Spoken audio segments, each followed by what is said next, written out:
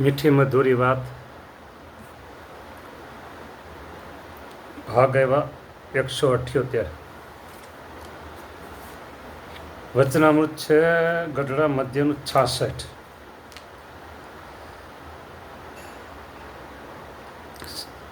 કીર્તન ભક્તિ થઈ રહ્યા પછી મહારાજે વાત કરી આજ તો અમારે મોટા મોટા સંતને પ્રશ્ન પૂછવા છે. મોટા મોટા સંતને નાનાનો આજ ક્લાસ નથી એમ કહી પ્રથમ આનંદ સ્વામીને પૂછ્યું. કોઈક એવો પુરુષ હોય, આનંદ સ્વામીને મહારાજ પૂછે છે કે કોઈક એવો પુરુષ હોય કે તેને બુદ્ધિ થોડી હોય તો પણ પોતામાં જે દોષ હોય તેને દેખે અને બીજા હરિભક્તમાં દોષ હોય તેને ન દેખે. અહીંયા અત્યારે આટલેથી અટકી જાય છે, પછી આગળની વાત પછી લેશું. અહીંયા અટકી જાય છે, હજી તો પ્રશ્ન પૂછવામાં આવે છે, પણ પ્રશ્નમાં જ એવી વાત સરસ આવી કે બુદ્ધિ થોડી છે. બરાબર, બુદ્ધિ થોડી છે, પોતામાં જે દોષ હોય એને દેખે છે. શાબાશ શાબાશ શાબાશ. બરાબર, અને બીજા હરિભક્તમાં દોષ હોય તેને ન દેખે. શાબાશ શાબાશ શાબાશ, ધન્યવાદ. બોલો આપણું કેવું હોય છે? આપણામાં ગુણ દેખીને બીજામાં દોષ દેખી. હવે આગળ, અને ગુણ હોય તેને જ દેખે, બીજા હરિભક્તમાં ગુણ હોય તેને દેખે. અને બીજો જે પુરુષ છે તેને તો બુદ્ધિ ઘણી છે, પણ પોતાના અવગુણ દેખતો જ નથી. બોલો, સત્સંગમાં આટલા વર્ષ કાઢ્યા અને સત્સંગમાં બહુ ફેરા બાપા, બહુ ફેરા. भिन्न भिन्न के लोग मिले हैं हमको, भिन्न भिन्न के लोग हमको मिले हैं. આ વચનામૃત એમ કહે છે કે બુદ્ધિ ઘણી છે તો પણ પોતાના અવગુણને દેખતો જ નથી. પોતાની સરસાઈ બતાવે. બોલો, પોતાની સરસાઈ બતાવે અને પોતામાં અવગુણ હોય તો એને દેખાય નહીં પાછા. અને બીજા હરિભક્તને વિશે ગુણનો ત્યાગ કરીને કેવળ દોષ જ દેખે છે. બોલો, અમને આવી વ્યક્તિઓ ઘણી વખત ભટકાય ને ત્યારે વાંચી છે ત્યારે દેખાય. એને વચનામૃત ભેગું રાખ્યું હોય ને, બુદ્ધિ તાજી ભલે હોય, વચનામૃત ભેગું રાખ્યું હોત ને તો ખબર પડે કે ભાઈ આમાં તો આપણે જે સમજીએ છીએ ને વિચારીએ છીએ એને આ વચનામૃત કંઈ બધું ઓપોઝિટ હાલે છે કે તો એને પાછું વળવાનું મન થાય. પણ વચનામૃત રાખ્યું ન હોય, કેવળ અને કેવળ અહંકારમાં રહી અને બુદ્ધિના ડાપણમાં જ દિવસ દોડાતો હોય. હવે મહારાજ કે એનું કારણ શું છે કે થોડી બુદ્ધિવાળો હોય તે પણ પોતાના દોષને દેખે છે અને જાદી બુદ્ધિવાળો છે તે પોતાના દોષ સૂચતા નથી. એનું કારણ શું છે? પ્રશ્ન હવે આવ્યો. આ તો હજી પ્રશ્ન છે, કારણ શું? હવે જવાબ જો. આનંદ સ્વામી જેવો હુઈજો ને તેવો ઉત્તર કર્યો, પણ પ્રશ્નનું સમાધાન થયું ને ભગવાન પાસે સમાધાન ક્યાંથી થાય? સમાધાન થયું નહીં. અથવા તો એને એમ કે હું જો કંઈક કહીશ મહારાજ કહે છે બરાબર તો અધૂરી વાત રહી જાય, એટલે આપણે ખોટો જ ઉત્તર આપીએ, એટલે પછી મહારાજ સાચો જવાબ દે. મહારાજ પાસે બોલાવો એટલે મહારાજ પાસે બોલાવવા હોય એટલે એ પછી સરખો ઉત્તર ન આપે. જો મહારાજ કહે એનો ઉત્તર તો સ્વામી આમ છે જે આ જન્મે. સાંભળજો હવે, સાંભળજો હવે બધાએ આમ કાન ખોલીને સાંભળવા જેવી વાત છે, કાન ખુલ્લો રાખીને. હા, આ જન્મે અથવા કોઈ જન્માંતરને વિશે આ જન્મે અથવા કોઈ જન્માંતરને વિશે એણે કોઈક મોટા ભગવાનના ભક્તનો અપરાધ કર્યો છે. હે ભગવાન, તમે અમને ઉગારી લીધા હો, તમે અમને ઉગારી લીધા પ્રભુ, ઉગારી લીધા.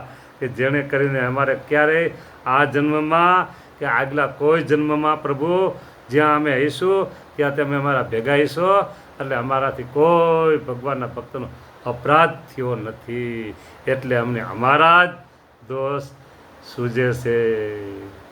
અમારા જ અવગુણ અમને સૂજે છે પ્રભુ.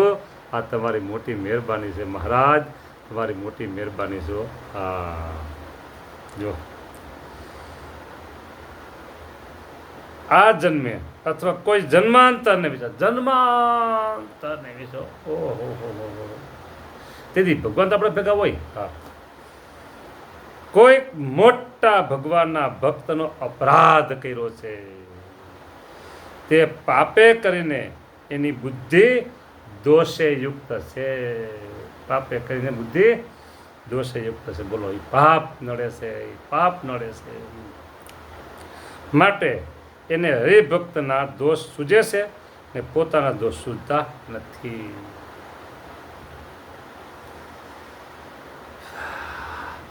લાંબો શ્વાસ લઈને વિચાર કરતા કરી દેજો. પાછું આમાં આવ્યું એવું આવ્યું આ જન્મે. બોલો, આ જન્મે હોતે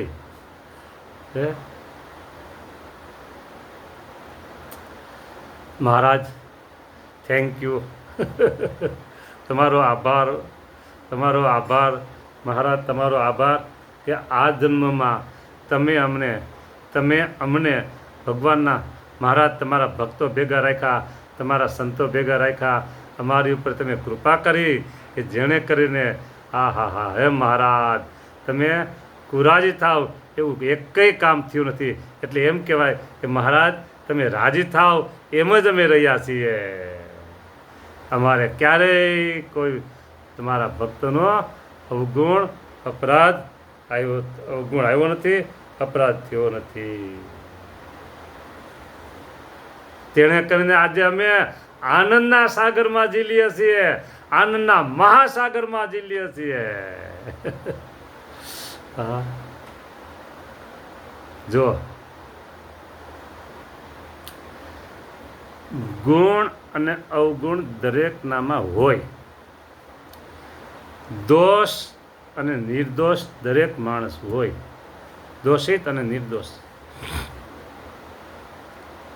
આપણે શું લેવું છે એનો વિચાર આપણે કરવો, વિચાર તો કરવો, પણ હવે આપણી જે બ્રેક છે ને એ બીજાના હાથમાં હોય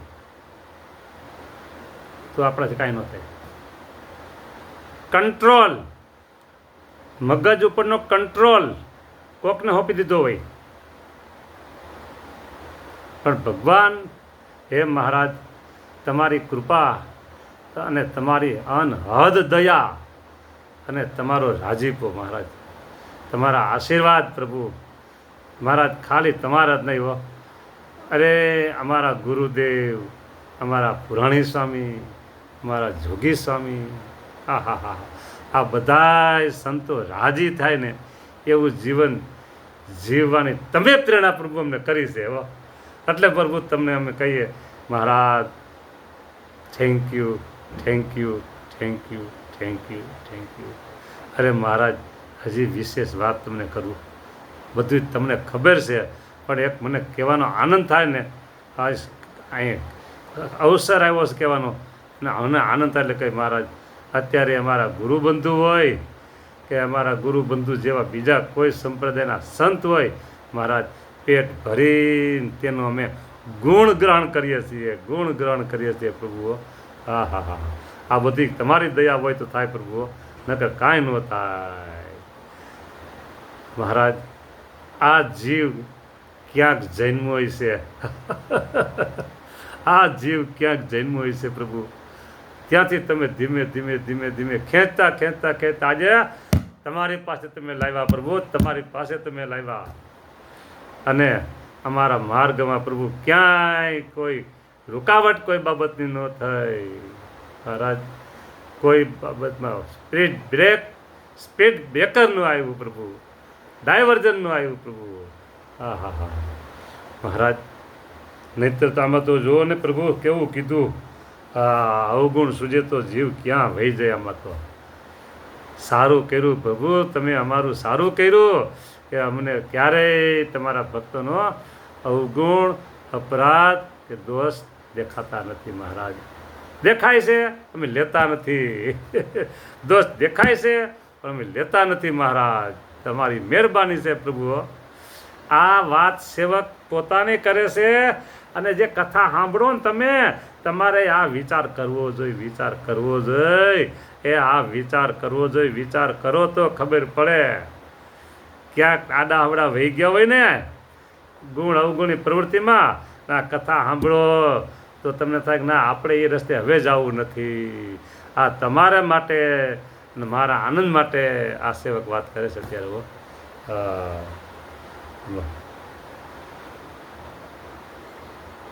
એ વાતું છે. પોઝિટિવ અને નેગેટિવ, સકારાત્મક અને નકારાત્મક. ડેન્જરમાં ડેન્જર હોય તો નેગેટિવ, ડેન્જરમાં ડેન્જર હોય નકારાત્મક.